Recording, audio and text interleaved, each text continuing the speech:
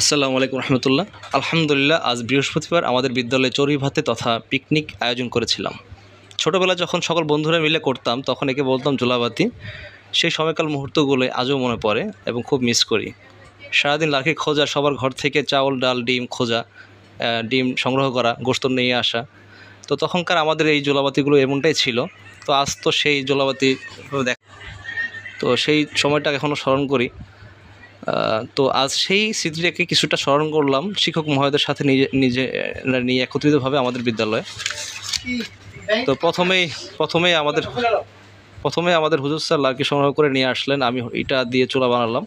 বানানোর পরপরই সকল টিচাররা ধরলেন যে স্যার আজকে আপনি এই দায়িত্বটা পালন করেন রান্নাবান্নার।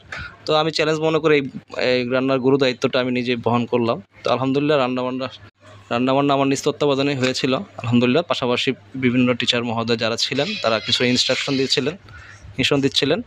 তো প্রথমে মুরগি ভেজে নিয়েছিলাম আলহামদুলিল্লাহ। মুরগি ভাজার পরপরই সেটা রেজালা তৈরি করেছি।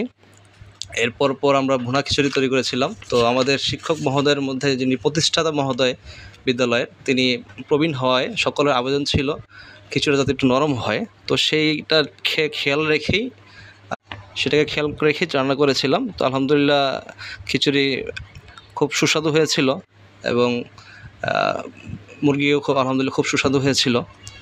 তো এইভাবেই আজ সারাদিন আমরা নিজেদের মধ্যে এই চড়ুই ভাতির অনুষ্ঠানটা পালন করার মাধ্যমেই একটু আনন্দ উপভোগ করলাম, একত্রিতভাবে খাওয়া দাওয়া করলাম।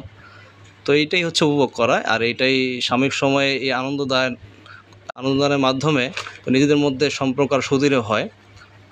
তো আলহামদুলিল্লাহ আজকে এই পর্যন্তই।